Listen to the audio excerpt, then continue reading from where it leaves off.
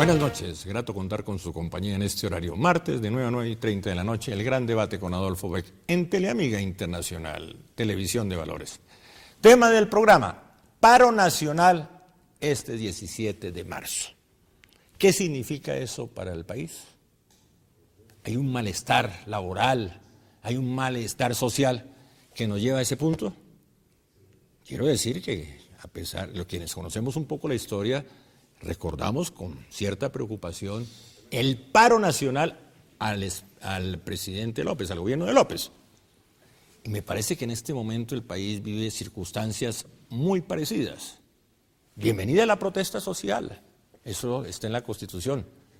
Me preocupa que de pronto la violencia se mezcle. Y esa es la pregunta para los que convocan el paro, hoy aquí presentes. Vamos a desarrollar el tema. ¿Qué se pretende con ese paro? ¿Por qué llegamos a ese punto? ¿Dónde está la negociación? Tenemos un ministro obrero. Lucho Garzón viene del sindicalismo, viene de los sindicatos. Es el ministro obrero. ¿Y por qué no hay un buen diálogo con el gobierno si está el puente de Lucho Garzón?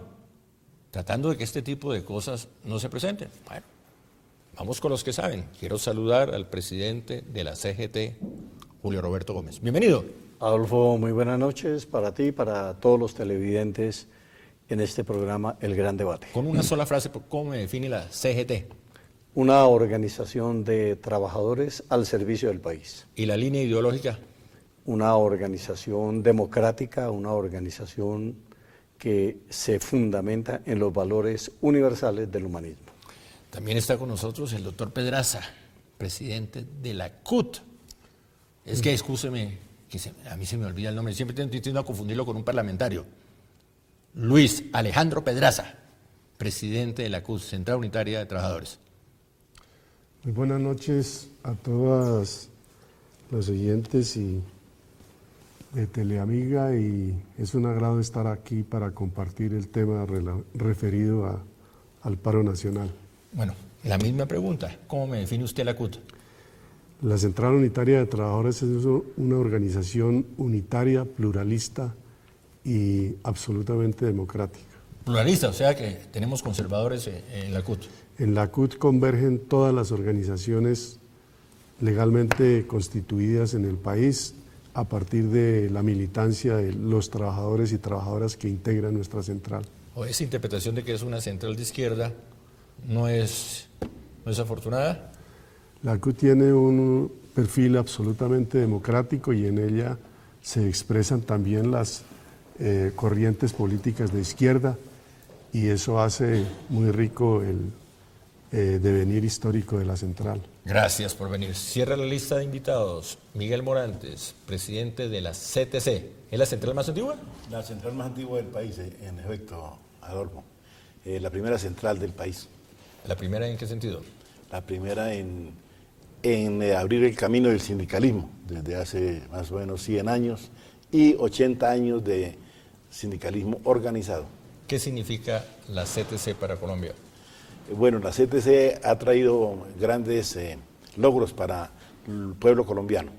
En primer lugar, las reivindicaciones, todas las reivindicaciones que tenemos los trabajadores hoy día, como la cesantía, las prestaciones, las pensiones, la seguridad social, etcétera, etcétera, han sido logrados por la CTC, por nuestros antepasados, en fuertes y valientes luchas. ¿La línea ideológica de la CTC? La CTC es una organización clasista, pluralista, que tiene como fin la defensa del pueblo colombiano y la soberanía nacional. Bueno, yo no sé si en este programa pluralismo significa indefinición, porque pluralista es la definición de la CUT, pluralista es la definición de la CTC, ¿no? Entonces me quedé sin los linderos ideológicos de cada central. Y democrática, ¿no? Democrática. Ah, bueno. Por supuesto que prima de pronto una tendencia socialdemócrata. Ah, muy bien. Bueno, ¿por qué llegamos a ese punto, doctor Julio Roberto Gómez? Paro el 17 de marzo, paro nacional.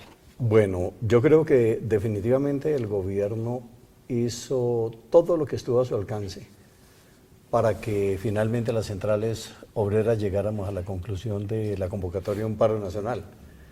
La venta de Isagen, la forma arbitraria como se definió el salario mínimo legal, la forma como se liquidó Salucop, como se liquidó Caprecon, el incumplimiento a los acuerdos entre las centrales obreras y la Confederación Democrática de Pensionados sobre la reducción del punto en salud del 12 al 4%, la forma en que ha venido siendo tratada la agenda laboral, la agenda de lo social.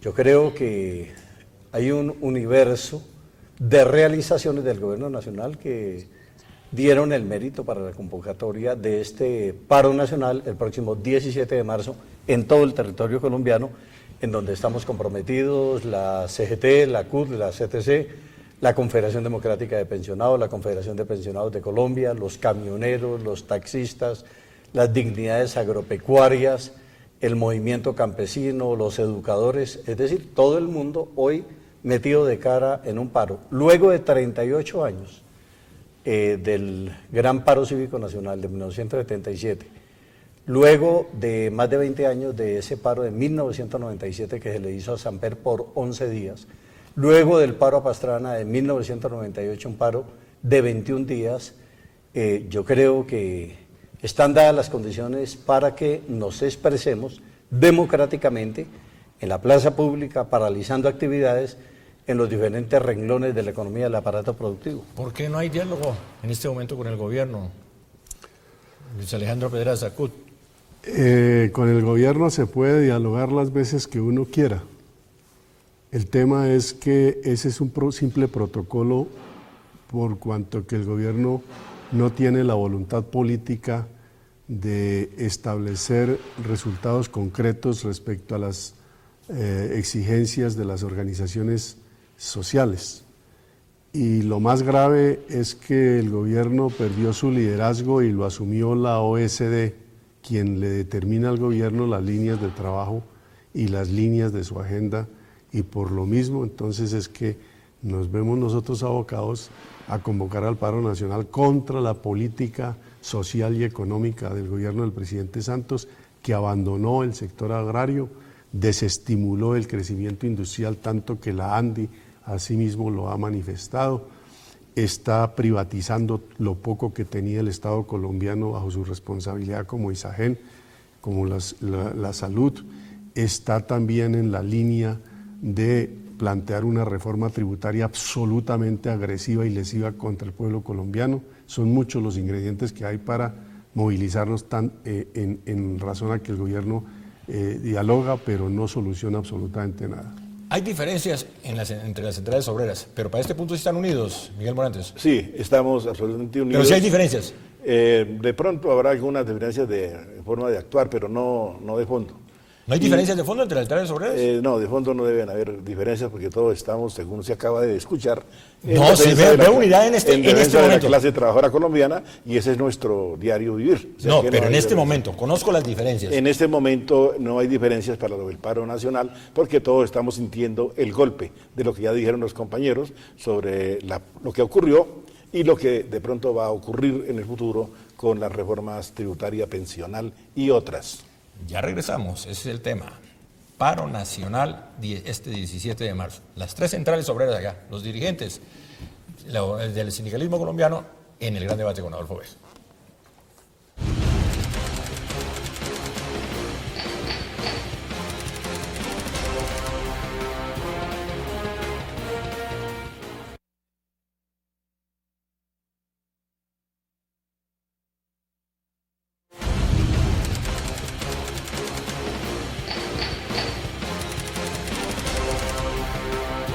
Continuamos. Tema del programa, paro nacional este 17 de marzo. ¿No hay un riesgo con ese paro, Julio Roberto Gómez? No, yo creo que el único riesgo que se corre con este paro es que el gobierno tenga en cuenta que la agenda de La Habana es muy importante, pero también hay que mirar hacia la sabana, hay que mirar para saber qué es lo que está pasando en este país. Así como no solamente de vías 4G vive un país en materia de desarrollo, tampoco se viven de unos diálogos de paz que tienen el apoyo de todo el movimiento sindical. Y eso quedó suficientemente claro en una reunión con el presidente de la República. Nosotros apoyamos el proceso de paz, apoyamos el mecanismo que se adopte para refrendar los acuerdos, pero necesitamos soluciones a los problemas que hoy en día están impactando de una manera determinante al país. El tema del empleo, el tema de la salud, el tema de la educación, el tema de resolver los problemas de la gente en materia de economía informal, la formalización laboral, una respuesta satisfactoria sobre el escándalo de Reficar. ¿Cómo así que se pierden 4.000 millones de dólares y en estos momentos no hay un solo detenido? Mientras que si un trabajador se roba un pan por robo famélico, inmediatamente va a la cárcel. Entonces nosotros queremos claridad sobre todos estos temas y ante todo que el gobierno nacional se siente con nosotros a negociar, se siente con nosotros a encontrarle salidas a estos problemas, porque de lo contrario quedamos en el peor de los mundos. Entonces, aquí solamente quienes empuñaron un arma o quienes empuñan un arma tienen posibilidades de que les sean resueltos sus problemas. Usted toca Reficar, y ese es un punto muy importante, pero uno pregunta, ¿y qué pasó con la USO en el caso de Reficar? ¿Por qué no denunció a tiempo? A la USO le costó la muerte del presidente entonces por hacer esas denuncias. Y la USO advirtió sobre las dificultades de orden técnico, pero también de orden económico que se irían a presentar con este proyecto, y el gobierno hizo oídos sordos. Si alguien tiene autoridad en este momento para cuestionar la política del gobierno y la política obviamente de Ecopetrol a través de sus diferentes presidentes, es la USO, porque ha venido advirtiendo permanentemente sobre los abusos, sobre los negociados que se han presentado en este terreno, sobre la proliferación de contratos de servicios que han debilitado incluso la organización y la negociación colectiva. Y en ese orden de ideas, pues nos parece que es muy grave lo que ocurre con Reficar. Aquí no hay, como siempre, responsables, solo los buscan es a nivel de ingenieros o vicepresidentes o supervisores, pero los presidentes de Ecopetrol están escondidos, no ponen la cara, y si la ponen le botan el teléfono a los periodistas, como ocurrió con el señor Fabio Echeverry en la W. Es decir, es un asunto realmente grave y el gobierno no puede salirle al país con que es que hubo de pronto unas cuentas no bien aclaradas, pero que en el fondo no hay corrupción. Allí hay una corrupción hasta los tuétanos. Eso, según el lenguaje del presidente Santos, se llama falta de planeación ahora. Así es. Falta de planeación. Debe ser falta de planeación, como lo que pasa con Isagen, ¿no?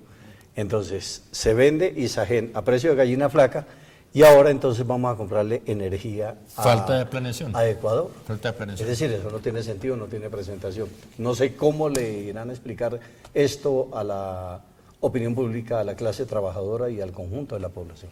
Tocaba Luis Alejandro Pedraza el caso del abuso. ¿Quiere decir que el gobierno no escucha a los sindicatos? Bueno, el gobierno ya se dijo dialoga, pero apenas dialoga. Ni siquiera es el diálogo social, que podría ser un poco más profundo. Tampoco concerta, no hay concertación.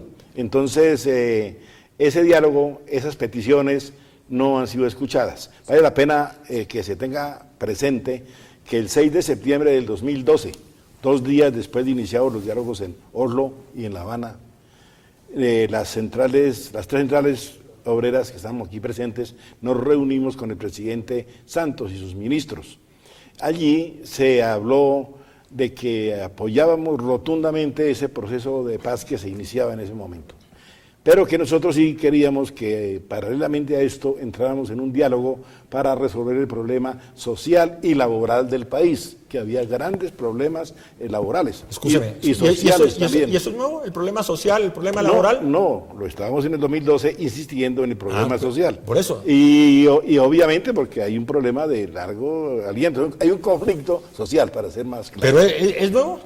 No, pues de tiempos antiguos, pero ¿por qué? cada vez se agrava y cada vez es más triste, porque si se habla de grandes avances en la parte económica y los niños están muriendo en La Guajira, es decir, en La Guajira hay todo un cuadro macabro de desnutrición y de muerte, pero no solo en La Guajira, en otros lugares del país que también hemos señalado.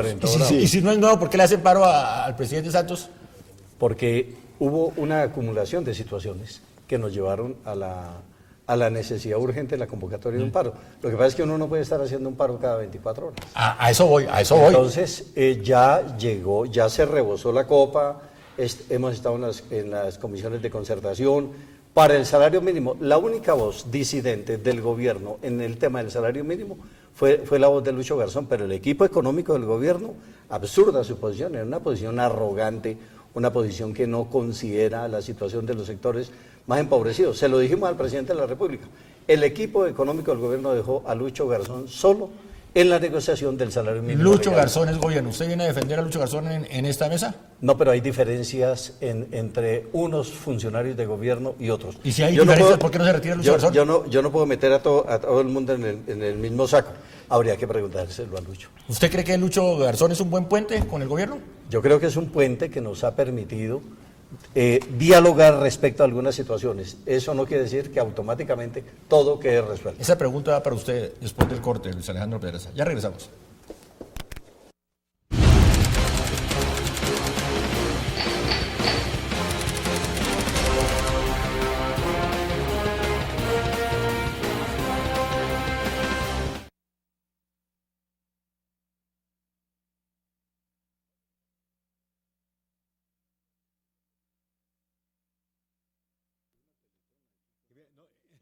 No, una Vectón.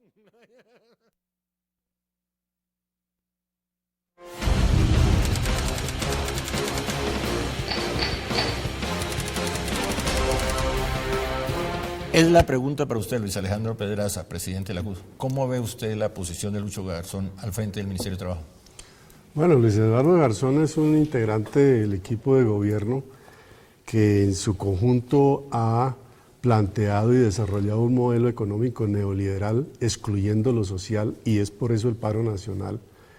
Y por tanto nosotros responsabilizamos es al gobierno nacional, no a un ministro de forma específica. Está clarísimo, y ya lo dijimos aquí, el jefe de jefes de este gobierno es la OSD, quien le dice al ministro de Hacienda: los salarios no pueden ser incrementados por encima de la inflación causada, y así lo hace religiosamente.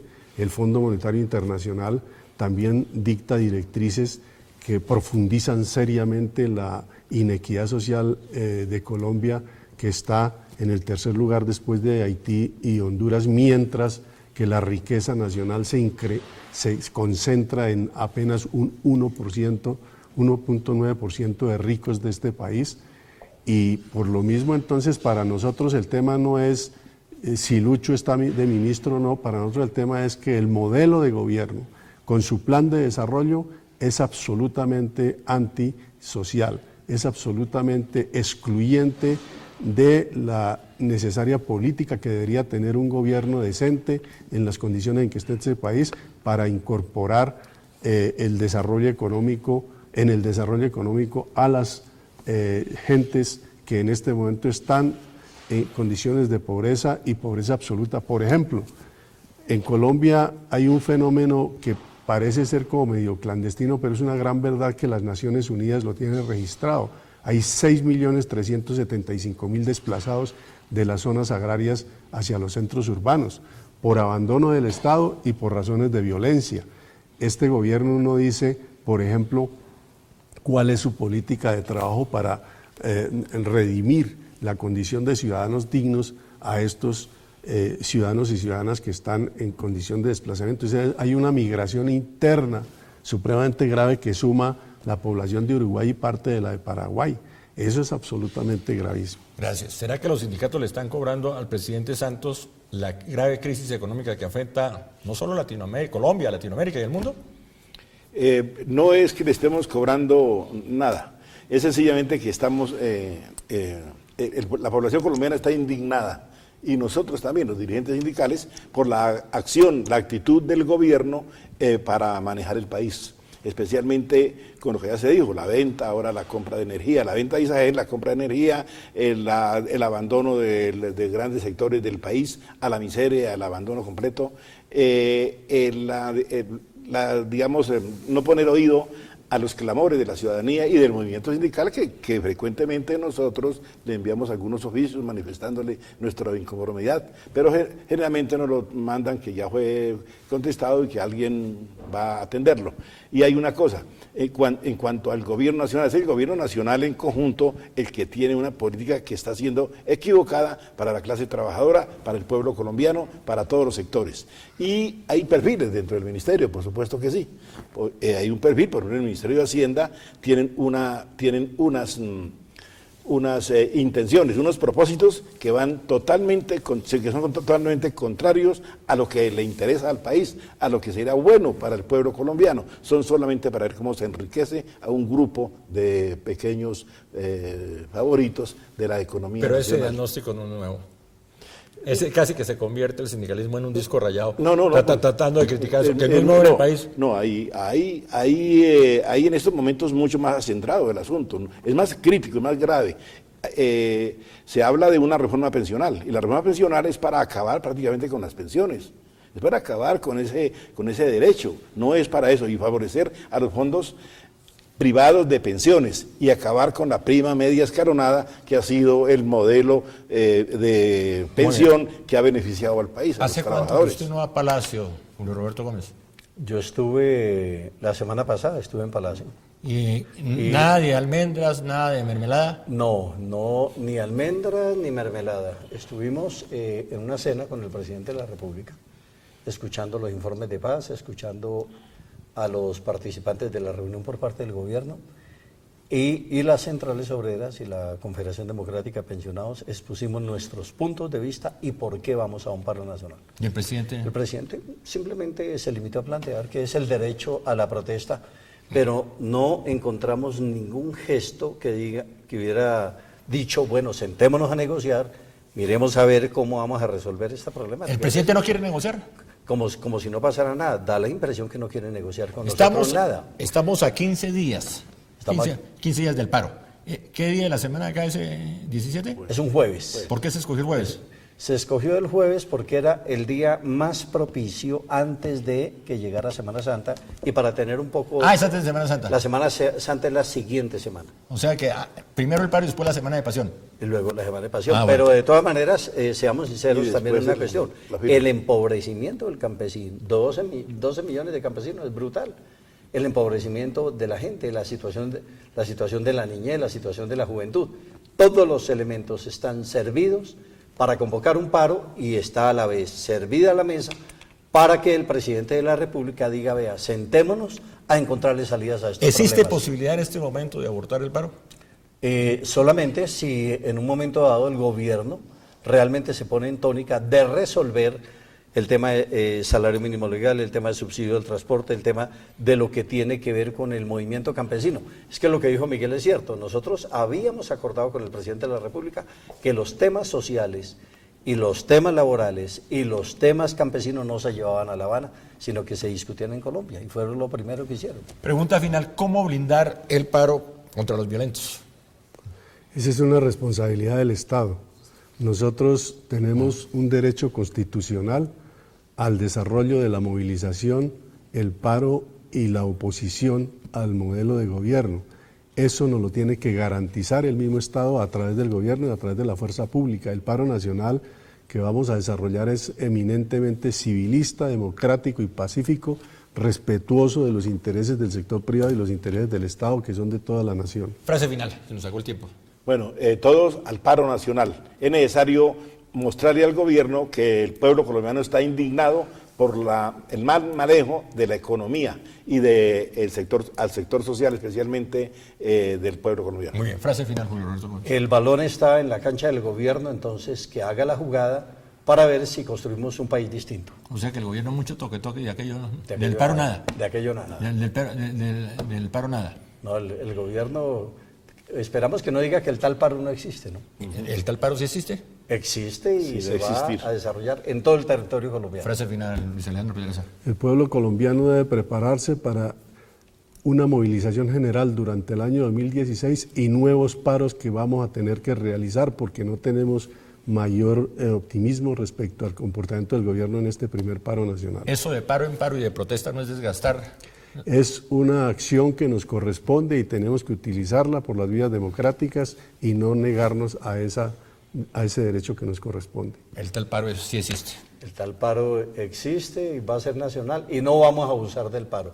Vamos a utilizar el paro como un instrumento, como se hace también en sociedades desarrolladas. Ojalá se logre un acuerdo antes, porque las circunstancias del país en este momento, el paro no está para cucharas. No el paro, sino el paro no está para cucharas. Así es. Gracias, Julio Roberto Gómez, por acompañarnos. Muchas gracias. Gracias, Adolfo. Alejandro Pedraza. Muchas gracias. Gracias, Miguel Morantes. Con el mayor gusto, Adolfo, aquí estaremos siempre. Y un saludo a toda la clase trabajadora. Esperamos que se encuentre la vía del diálogo antes del 17 de marzo, porque eso no le conviene al país. Así es. Bueno, feliz noche para todos. Nos encontramos el próximo martes, si Dios quiere, en Teleamiga Internacional, Televisión de Valores.